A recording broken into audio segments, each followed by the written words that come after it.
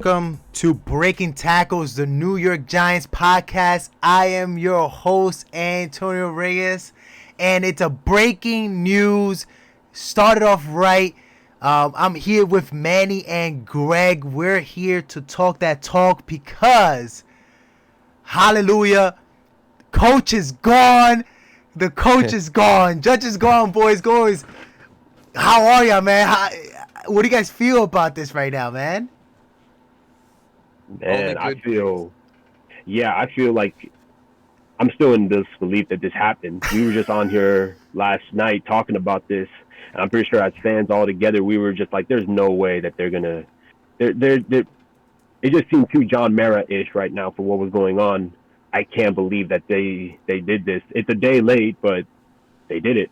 Greg? That is the perfect way to say it. It seems so John Mara-ish for them not to fire, for them to fire Gettleman and then keep Judge. It's just like letting Tom Coughlin go, but keeping Reese, and then hiring Gettleman, and then letting go Shermer, and it seemed like the cycle, right? Oh my God! And it's over. Yeah. It's over. And it's finally over. The news broke out this afternoon that they were just not gonna keep Judge. Judge was fired. They haven't given us a reason why yet. One thing for sure, and Manny, we spoke about this yesterday. We said there has to be a reason why the Giants ownership haven't come out in a press conference. Usually they do this little sad press conferences, and they haven't done it yet.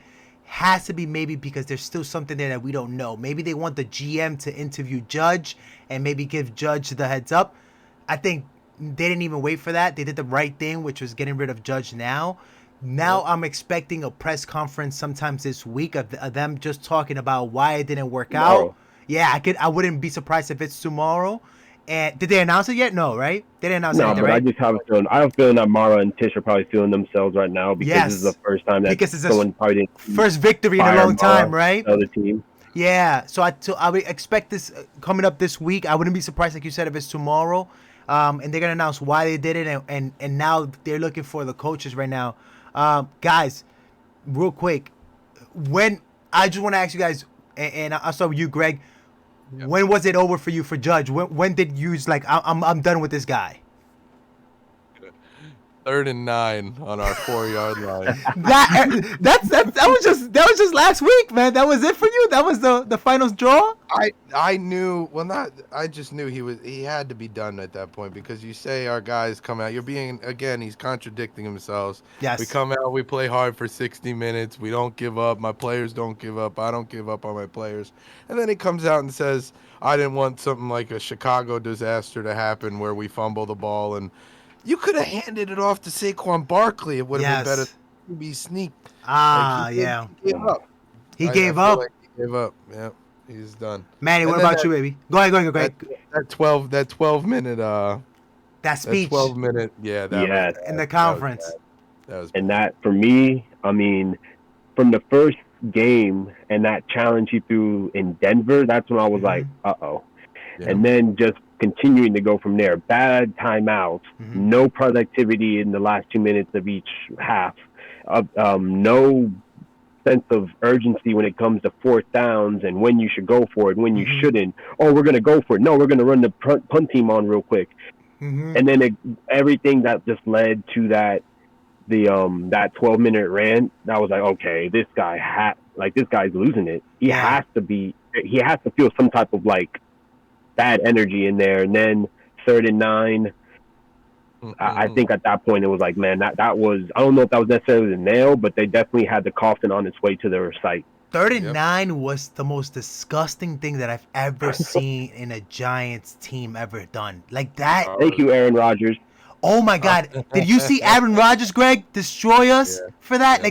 Like that had to be the thing that set the Maras off. Like, that shit was embarrassing. We have to get rid of this. Like, it's over. He wasn't ready to be a head coach. He wasn't ready to be a head coach. I'm pretty sure that maybe if he gets another chance down the line, he might be successful because he has the good rah speeches down packed. But it's I think he's going to be a better college coach if he were to be a head coach. Like that's true. He was supposed to be the Mississippi State coach. He looks like he could be a great coach. Yeah.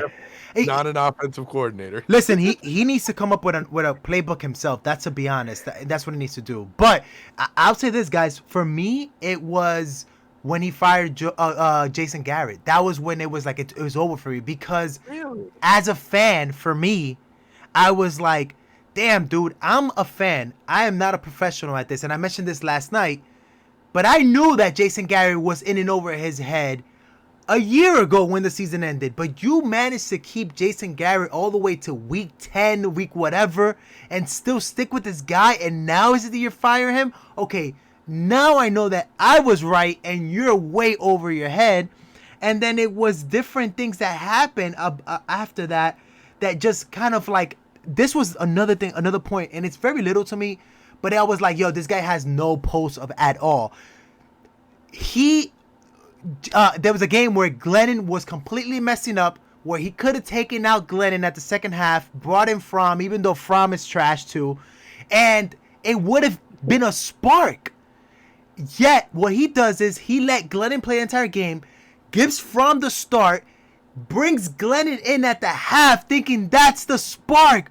Dude, we already seen Glennon for 3 weeks. You have no pulse of the team.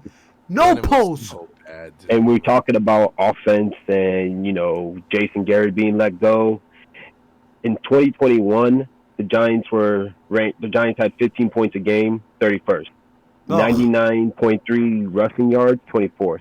Passing yards are 188 a game, 31st. Yep. Third down conversions, they were 24th on that, and then in giveaways they were last. They gave the ball up more than any team this year. That was last year, right? That was just this year. This year we had turnovers like that?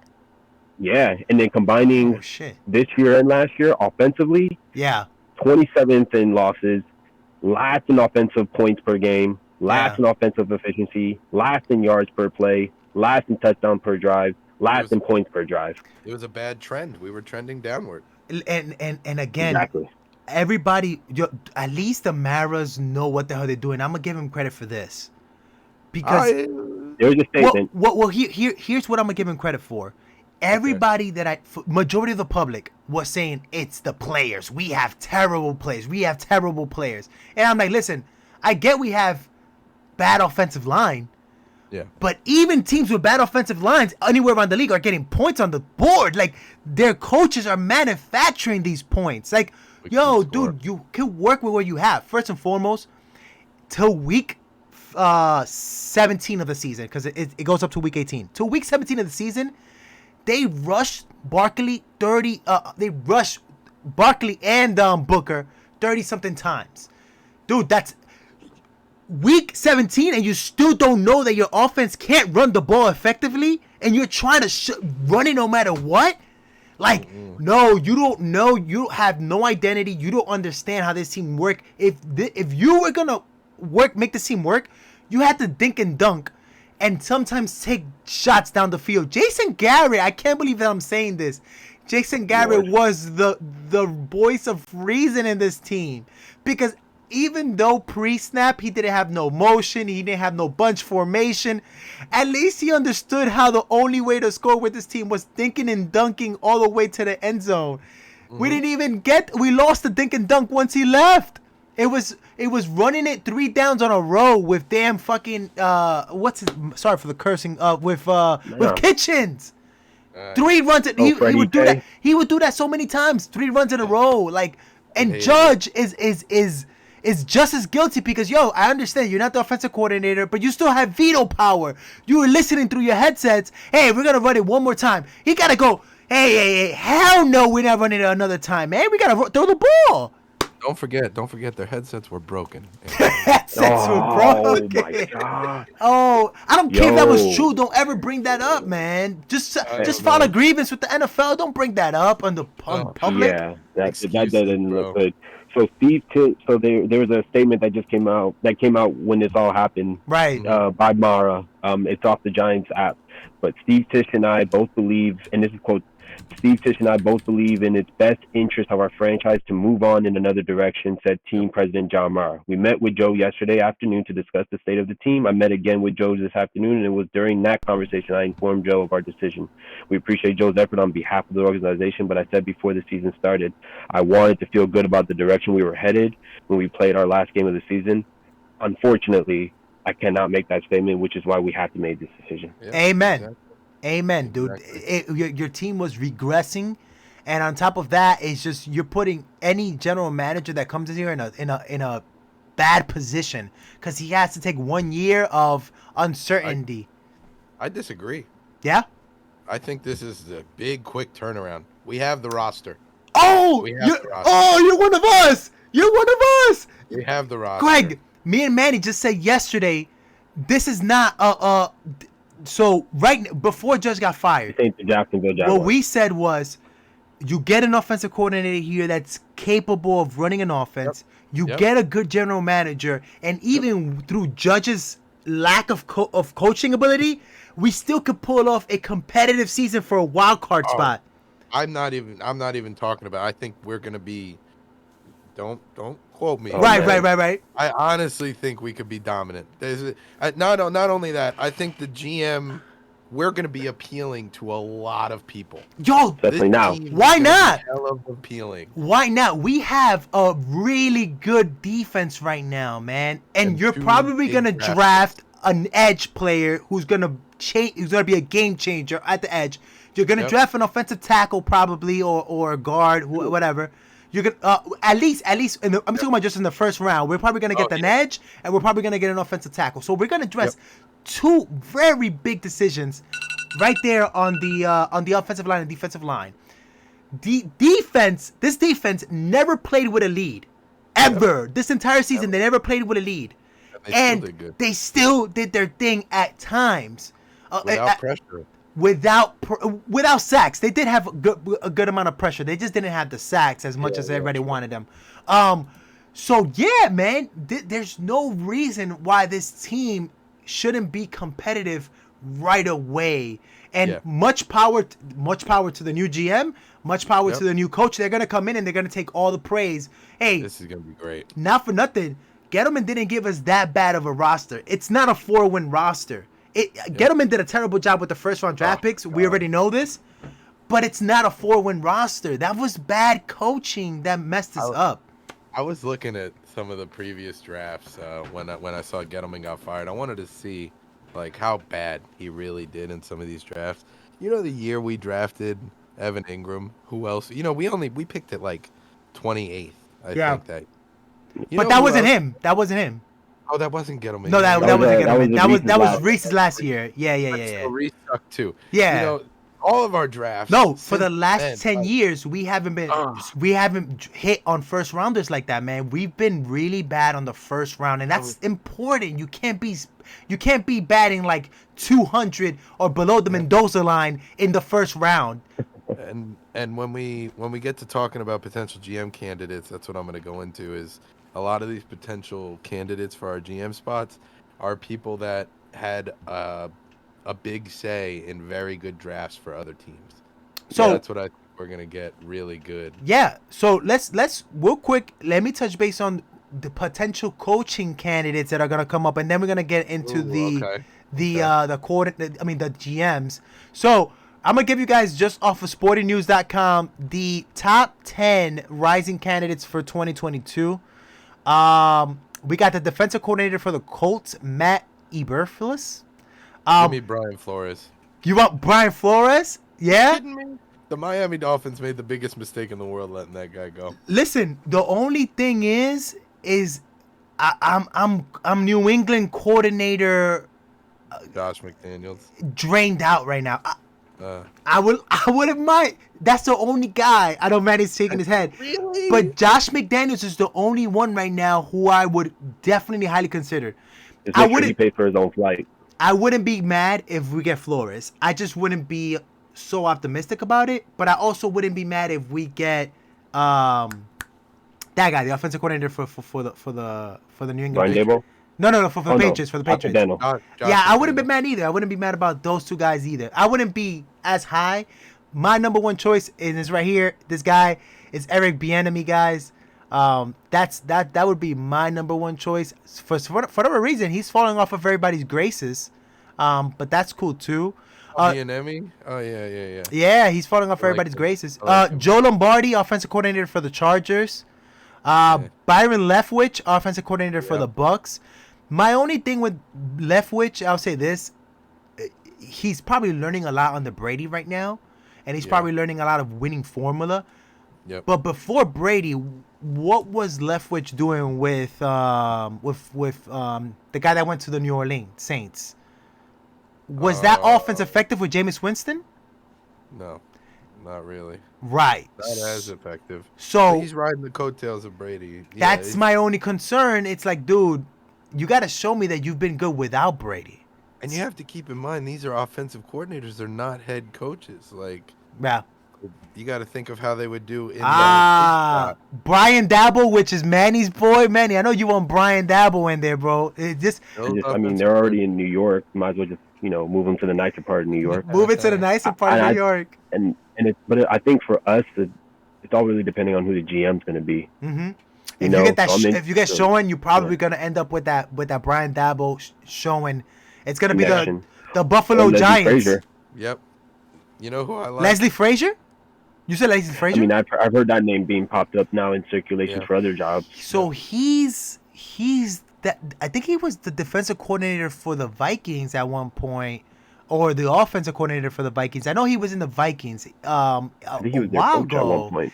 Or maybe the coach. I don't know. Yeah. Okay. What do you guys think about Patrick Graham?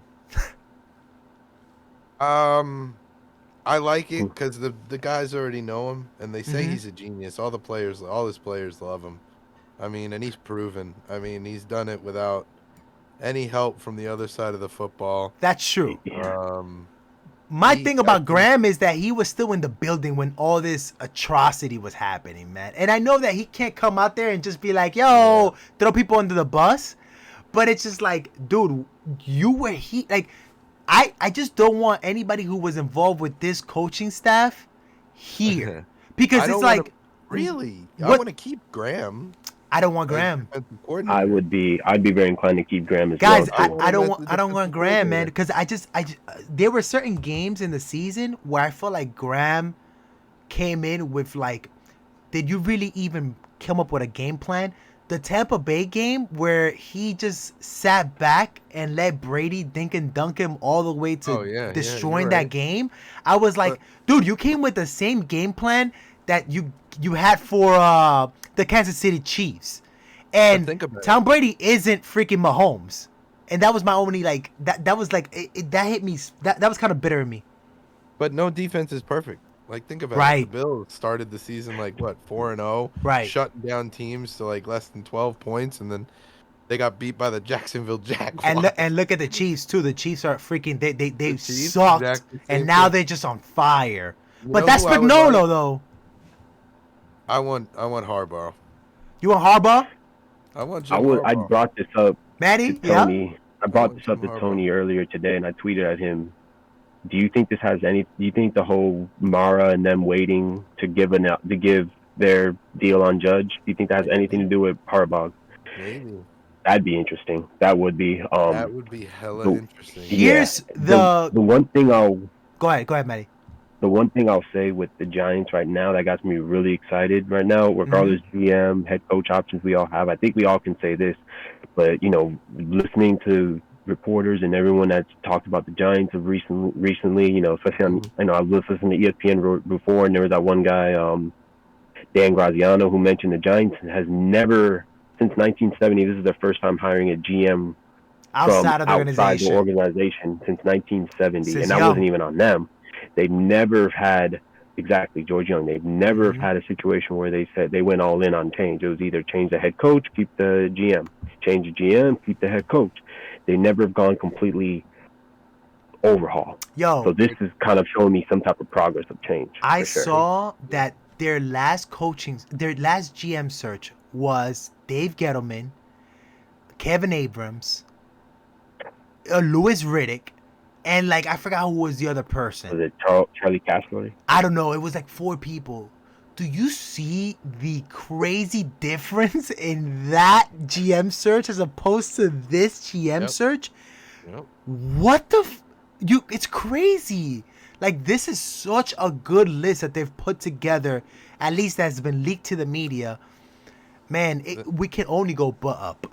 I think the thing about it is, and why we're finally seeing something different, is the fans are finally united in the idea that we needed something different. It's I'm tired of hiring from within. The minute everybody heard that Kevin Abrams could have possibly been a GM candidate, everybody was just like, no, like, what are we doing? Like, when are we yelled that. learn? When are we gonna learn? Like, and looking at the potential list of GM candidates, man, I'm so excited. There's so many good. And there was another one added today. Yeah. Player personnel for the Ravens, which you got to look at where these guys are coming from. They're coming from winning organizations that have been relevant for a good part of the decade, man. Like, the 49ers haven't stopped being relevant since we were facing them in the playoffs, and Eli Manning was like getting killed by their defense. I forgot what year was that. It was like 2006 or 2011, 2012. Dude, man, the NFC conference game where Eli Manning like won that game, but it was Patrick Willis that was on that defense for the 49ers. It was Alden Smith. They haven't been irrelevant, man. Like, I think they had maybe like 2 seasons where they were like really bad, but for the most part, those organizations have bounced back. They just don't stay on the floor like we have for the last 10 years. That's not Giant-esque, man. Like, we've been the Browns, we've been the Jets of the NFL for the last decade, and it's just like, enough, yo.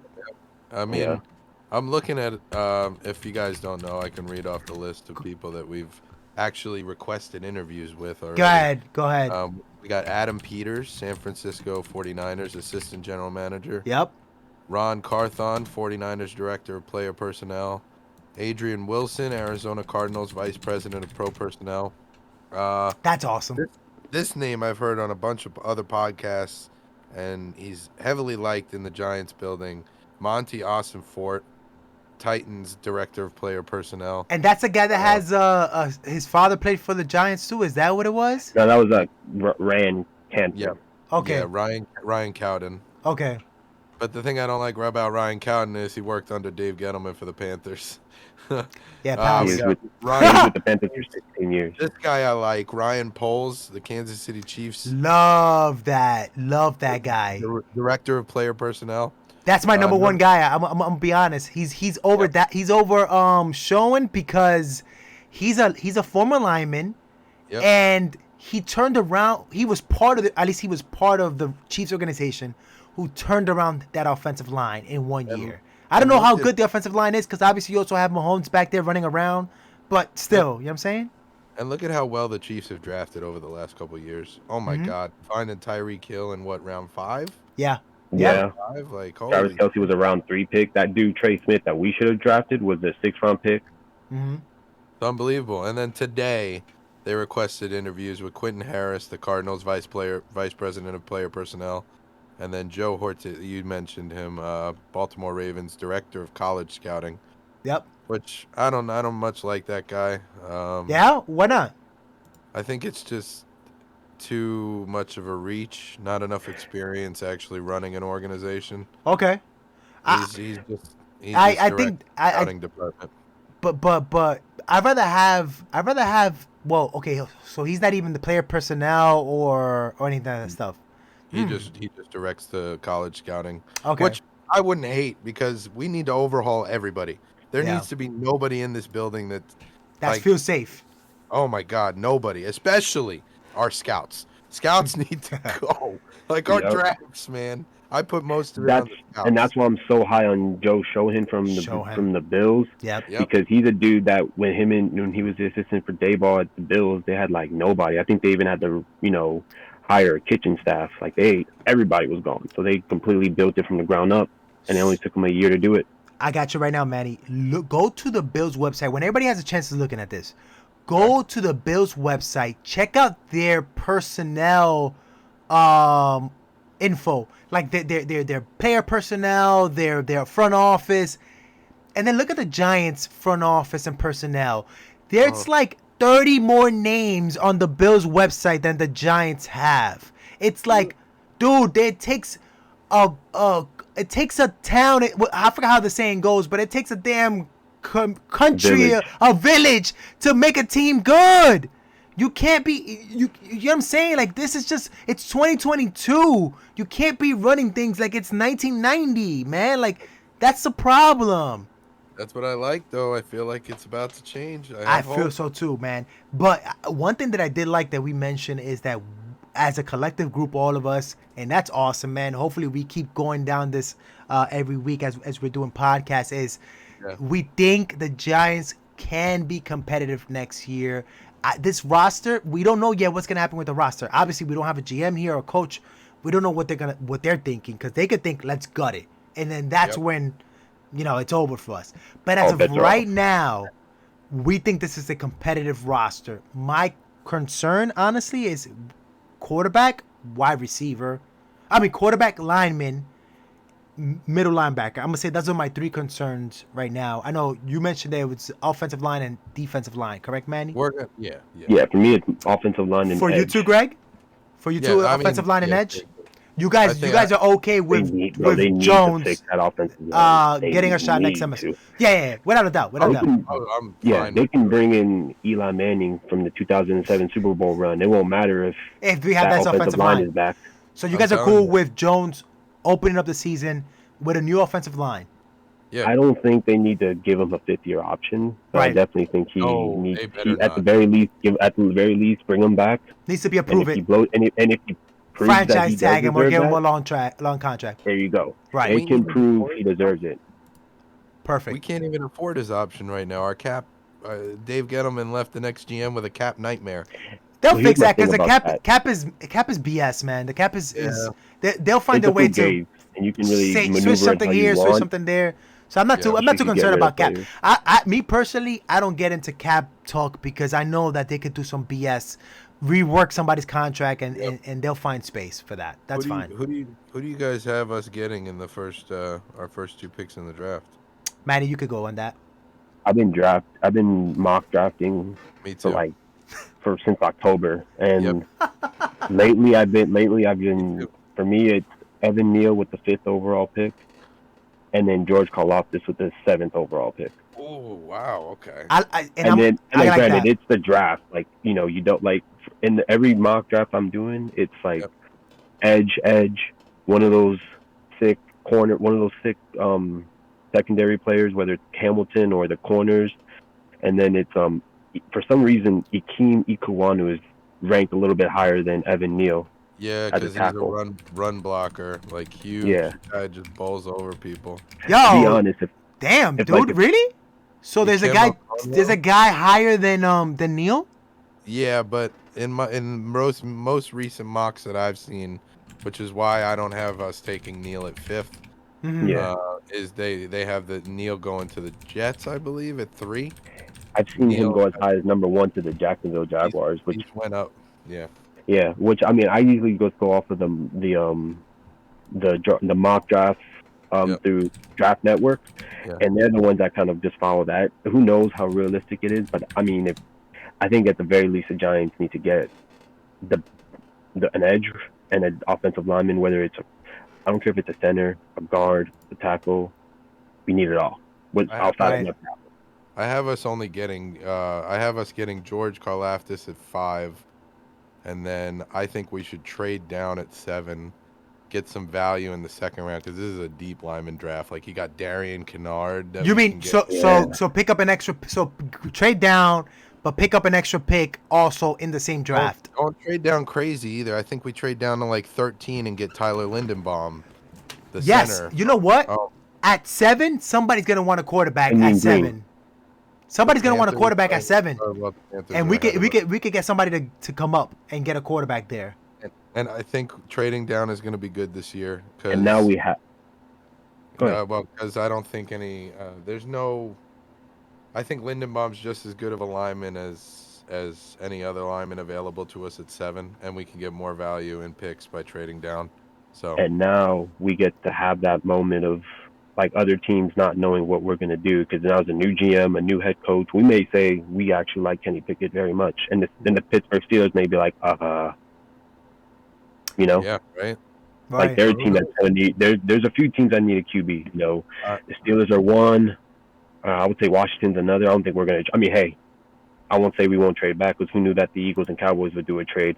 So yeah, I mean, hey, to steal freaking Devin Smith from us, man. That's crazy. That was sick, man. Devontae Smith, Devontae Smith, yeah, that was sick. He's Devin now. He's Devin now. But yeah, no, that's the thing. So you think Malik Willis would be the first QB off the board, huh? Oh yeah, Panthers take Malik Willis. Malik Willis, really the first one off the board? Oh yeah. You wouldn't think Matt Corral and Kenny Pickett would be one of the first two guys? No, I think I don't know. It's just well, maybe Matt Corral. Honestly, yeah, you might be right, because the Carolina Panthers might go with secondary because they really need secondary. So they might get like Stingley Jr. or whatever the name is, guy. Yeah, and then Matt Corral, who's the first like GM that comes to mind that would draft a guy like Matt Corral?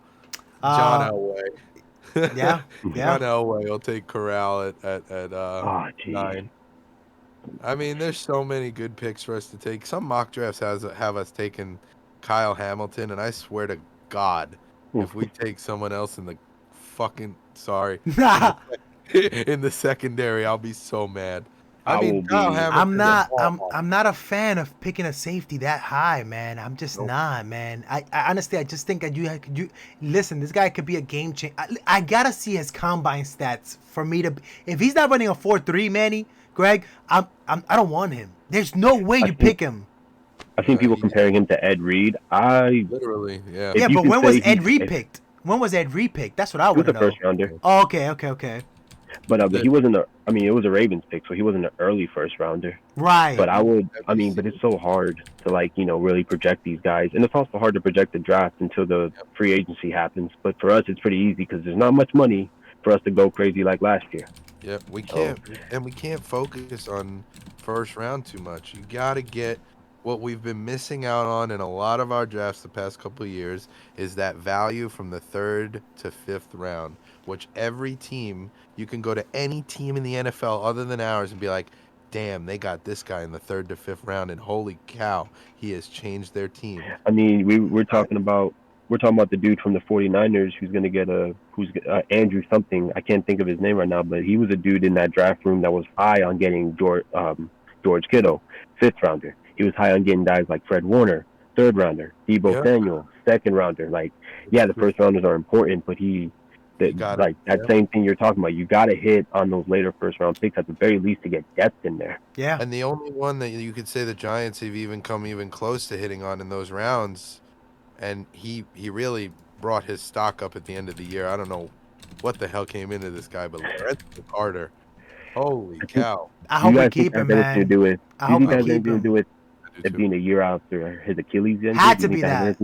Had to be Yeah. that. He started bending the edge. Like, he started really showing some stuff those past couple games. Like, I was like, this is the guy we were looking for. I loved Lorenzo Carter from the flashes that I saw, and then after he got hurt, and this year coming in, I was like, damn, man, this guy really got messed up with his injury. But also, I was like, I'm not surprised at this. I'm just not, because this is the guy I was expecting. It's going to be interesting, man. Somebody might give him more money than we could afford him to give, and that will suck. Because they're going to get him cheap. Because no way he's getting a lot of money. And this is a completely new regime now. Yeah, they don't care. Gettleman's not here. Judge is gone. He's worthless. He's worthless to anybody else. Yeah. He's worthless to whoever comes in. You know what I'm saying? They might see the video. They might see the tape and be like, yeah, but I can find somebody else. I can find a replacement. I can find somebody like this in the draft. Yeah, I mean, depending on he could be backed. I mean, I think there's been a train going on, like, sign him for 1 year for $1 million. If he takes, I'll give him that contract. If he takes it, he probably won't. But I mean, it's kind of hard to tell what they're going to do when it comes to those types of. When it comes to him, I feel like another bubble guy right now is like Kyle Rudolph. I feel like there's a lot of bubble guys that have like a lot more, like Martinez. Rudolph got to go. Rudolph got to go. I think the top 3 people that the Giants are going to let go are Rudolph. Sterling Shepard's going to go. He's a free agent. He's gone. He's gone. You can Peppers is gone. Evan Ingram. I don't know. I don't know Peppers, about he's Peppers. gone. He's I don't gone. like Peppers. They just think about it right now. They didn't miss a beat with him in. Matter of fact, they got better without him. Love filled in for him and did an amazing job. Xavier McKinney started showing out. McKinney started showing up. The whole season they were. Oh, and McKinney showed up big time, but they weren't using Peppers right the whole season. They weren't, and they finally used Love how they were supposed to use Peppers. Yep. But they Which used is frustrating. Peppers right in the game before he got injured. Remember, they had him on. What game was that? Where we were talking about Kansas City. They finally had him in the box. Yeah, they had him just sitting. In the box. Bradbury was on Kelsey, but he was doing his thing. But Peppers was doing. He got injured in the Panthers game. He got injured on that sack that he got on Darnold. Yeah. So it's listen. Peppers is definitely a heartbeat type of player, man. Like he drums to the beat of the team, man. You know what I'm saying? He was the dog of the team. Yeah. Sure. But I just don't see, how that would even make sense to keep him in this team. You know what I'm saying? Just because you got safeties that can fill what he's doing. You know what I'm saying? And he's not good at coverage, man. Like I thought the practice squad safeties weren't terrible when they were in there. Granted, they're surrounded by other good secondary players, which help. But I think another thing that helps the secondary as well is that they have a legit 1 and 2 cornerback combo. And we got like Aaron Robertson, who showed flashes of being a good maybe third corner in his team. Slot. Darnay Holmes has had his moments and has shown a lot of. I mean, he should have had an interception had it not been for O'Shane Jimenez. I'm telling you, the only people I think we have a whole new offensive line next year, and it's going to be so exciting. Yes. We're going to have Andrew Thomas on the left tackle on blind side. We're going to have, I hope, and it scares me because just yesterday he just said he couldn't promise that he was going to play football again. Nick Gates. I like Nick Gates. Who was it? There was some guy that said he's going to come back too. There was 2 guys that were hurt. It was Lemieux and Gates, right? Yeah, I like both of them. Gates was the worst one though. I like both.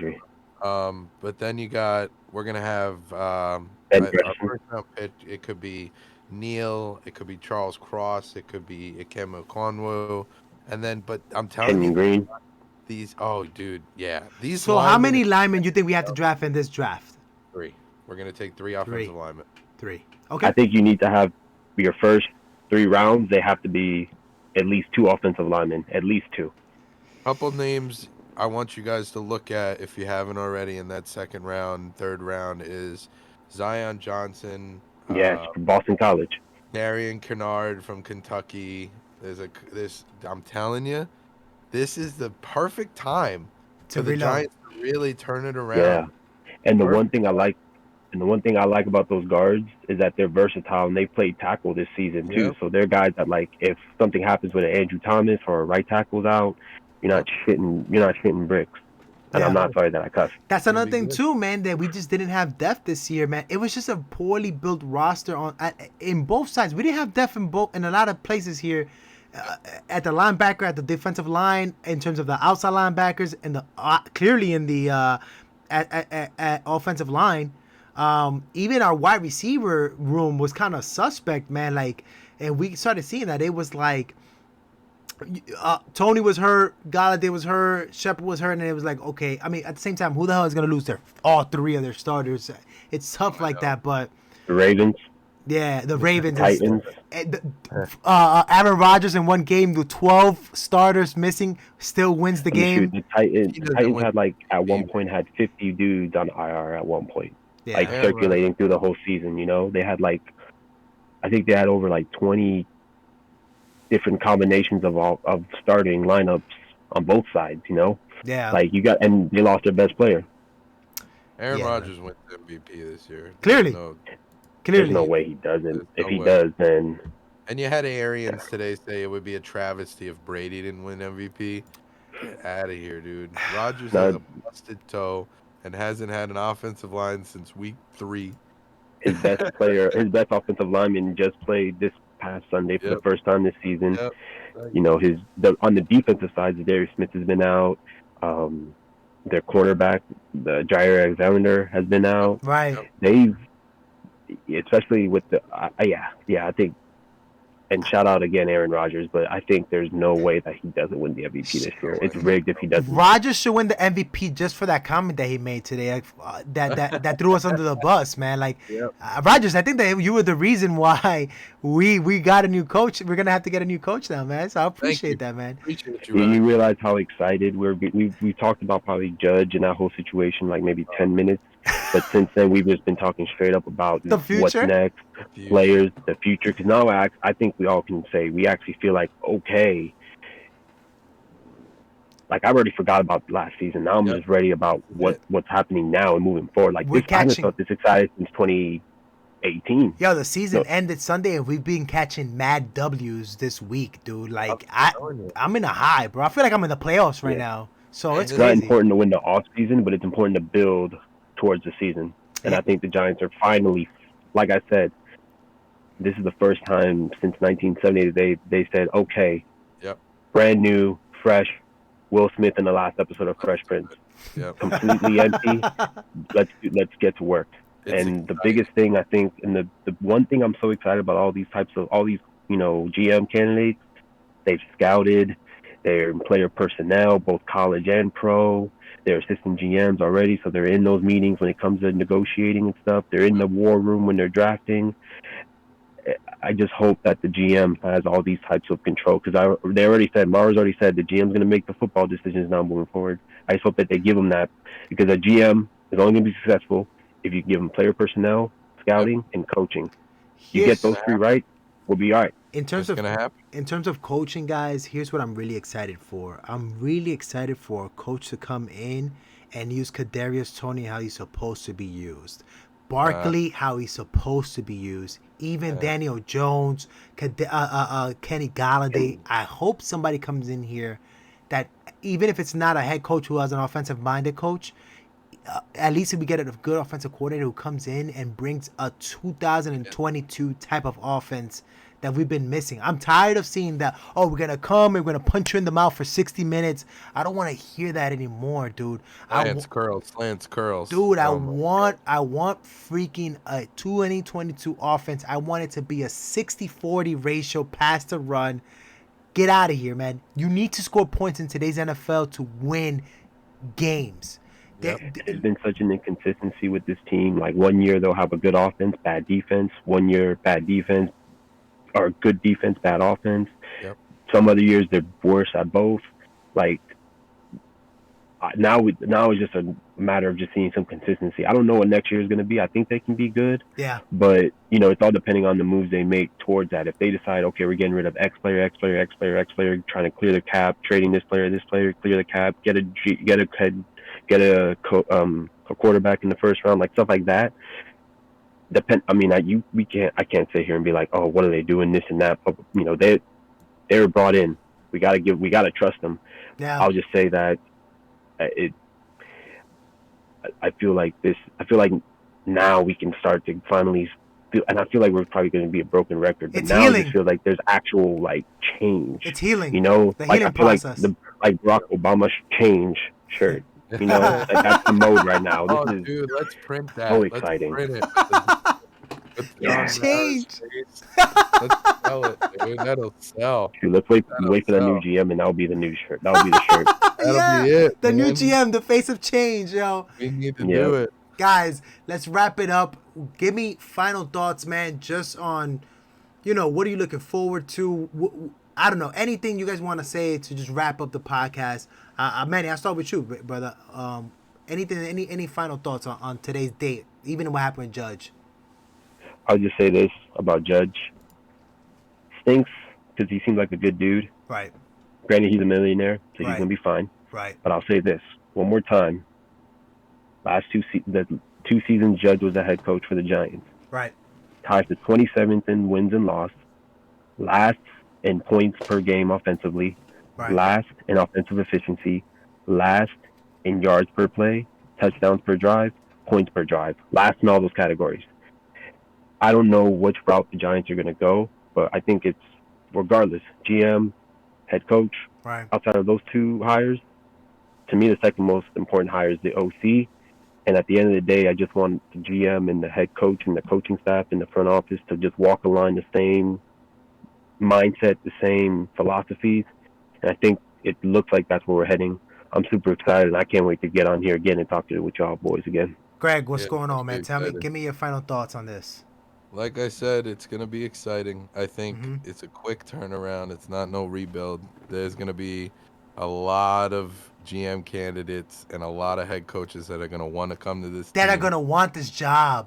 because we have talent. There's talent on both sides of the ball. And now there's no lame duck coach anymore. And You clean. damn you, Bill Belichick, you got your revenge. You sent Joe Judge over here to sabotage us for ruining your undefeated season. Check this out. He's killed the Giants and the Dolphins.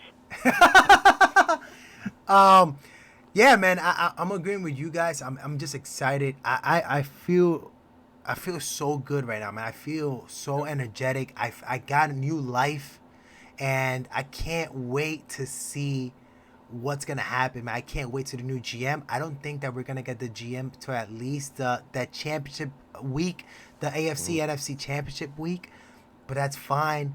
I just hope the Giants are first at the one of the first teams that are picking the GM. I don't want us to be like everybody's picking this guy, everybody's picking that guy, and you're gonna see Twitter go, "That's the guy that I wanted. That's the guy that we wanted." Yep. So Giants, be proactive. Get on it. Do your work. Get on it. But They're gonna be start. one They of the start first. tomorrow. Yeah. And that's going to wrap it up, guys, for Breaking Tackles. For Manny, for Greg, I'm Antonio, guys. Thank you for paying attention to this. Have a great one, guys.